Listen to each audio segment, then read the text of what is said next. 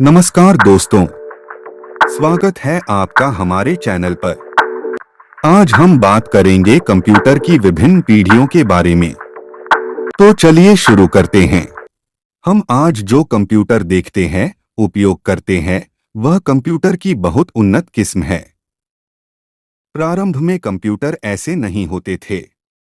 Computer अपने आज के नवीनतम संस्करण अर्थात स्वरूप तक पहुंचने के लिए विकास के कई चरणों से होकर गुजरा है। वर्ष 1940 को कंप्यूटर का आविष्कार वर्ष माना जाता है। ऐसा नहीं है कि कंप्यूटर का आविष्कार केवल वर्ष 1940 में ही हुआ हो। कंप्यूटर के बनने की प्रक्रिया 16वीं शताब्दी के आविष्कार अबेकस से होना माना जा सकता है, क्योंकि वह पहला टेक्निकल कदम था किसी यंत्र द्वारा गणितीय गणनाओं के करने का। हालांकि यह कंप्यूटर से एकदम भिन्न है, लेकिन इसके आविष्कार को कंप्यूटर के आविष्कार का आधार मान सकते हैं। अब हम देखते हैं कि वर्ष 1940 को कंप्यूटर का आविष्कार वर्ष माना जाता है। इसका कारण यह है कि हम आज जिस प्रकार के कंप्यूटर का उपयोग करते हैं, इसका मूलभूत स्वरूप वर्ष 1940 में बने कंप्यूटरों से प्रारंभ हुआ। चार्ल्स बेबेज को कंप्यूटर का जनक माना जाता है। पहली पीढ़ी 1940 से 1956। पहली पीढ़ी के कंप्यूटरों में वैक्यूम ट्यूब का इस्तेमाल किया गया था। ये कंप्यूटर बहुत बड़े और महंगे होते थे। इन्हें चलाने के लिए काफी बिजली की जरूरत होती थी। उदाहरण के लिए एनियाक और यूनिवैक।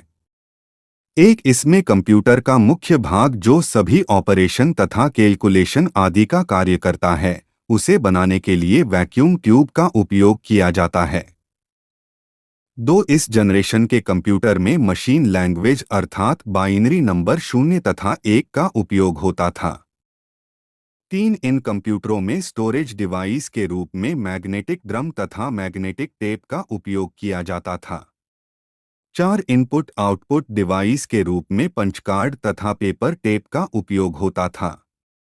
पांच इसकी स्पीड बहुत कम थी, वजन तथा आकार बहुत अधिक था तथा यह बिजली का अधिक उपयोग करता था। दूसरी पीढ़ी 1956 से 1963। दूसरी पीढ़ी में वैक्यूम ट्यूब की जगह ट्रांजिस्टर ने ले ली। इससे कंप्यूटर छोटे और सस्ते हो गए। इनका प्रदर्शन भी बेहतर हो गया। प्रमुख कंप्यूटर थे IBM 1401 और PDP-1। इस जनरेशन के कंप्यूटरों में वैक्यूम ट्यूब के स्थान पर ट्रांजिस्टर का उपयोग किया जाता था। द्वितीय जनरेशन के कंप्यूटरों में ट्रांजिस्टर का उपयोग होने से कंप्यूटर की गणना करने की गति बढ़ गई।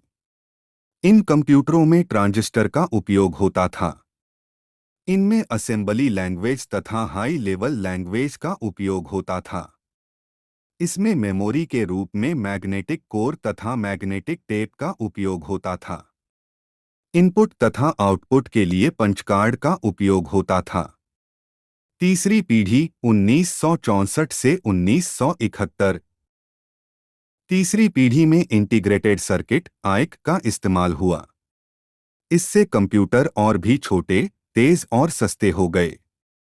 इस दौर के प्रमुख कंप्यूटर थे IBM 360 और PDP-8। एक इन कंप्यूटरों में इंटीग्रेटेड सर्किट का उपयोग होता है। दो इसमें कंप्यूटर हाई लेवल लैंग्वेज का उपयोग होने लगा, जैसे Fortran, basic, pascal, COBOL, ALGOL आदि। तीन मेमोरी के लिए बड़े मैग्नेटिक कोर तथा मैग्नेटिक टेप तथा डिस्क का उपयोग होने लगा। चौथी पीढ़ी 1971 प्रस्तुत। चौथी पीढ़ी के कंप्यूटर माइक्रो प्रोसेसर पर आधारित हैं। इसने कंप्यूटर को और भी छोटा और शक्तिशाली बना दिया। इसके उदाहरण हैं IBM PC और एप्पल मैसिंटॉश। एक इन कंप्यूटरों में सेमीकंडक्टर मेमोरी जैसे रैम, रोम आदि का उपयोग होने लगा। दो इनपुट आउटपुट डिवाइस हेतु pointing device, optical scanning, keyboard, monitor, printer आदि का उपयोग होने लगा। तीन इनमें हाई लेवल लैंग्वेज का उपयोग होता है, जैसे पाइथन, जावा, जावास्क्रिप्ट, रस्ट, कोटलिन आदि। पांचवी पीढ़ी, वर्तमान और भविष्य। पांचवी पीढ़ी के कंप्यूटर आर्टिफिशियल इंटेलिजेंस और क्वांटम कंप्यूटिंग पर आधारित हैं। ये कंप्यूटर और भी तेज, शक्तिशाली और बुद्धिमान हैं। आर्टिफिशियल इंटेलिजेंस से लेस कंप्यूटर को पांचवी जनरेशन के अंतर्गत माना जाता है। यह कंप्यूटर आर्टिफिशियल इंटेलिजेंस पर आधारित है। यह कंप्यूटर मानव की भाषा का समझने में सक्षम है। 3, इनका आकार बहुत छोटा होता है। इन्हें आसानी से अपने साथ एक स्थान से दूसरे स्थान पर ले जाया जा सकता है।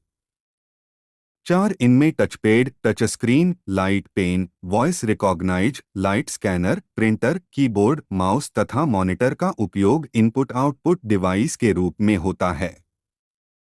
5, पांचवी जनरेशन के कंप्यूटर के उदाहरण है लैपटॉप, डेस्कटॉप, मोबाइल, टैबलेट आदि। दोस्तों, ये था कंप्यूटर की पीढ़ियों का एक संक्षिप्त इतिहास। अगर आपको ये वीडियो पसंद आया हो तो लाइक और सब्सक्राइब जरूर करें। धन्यवाद।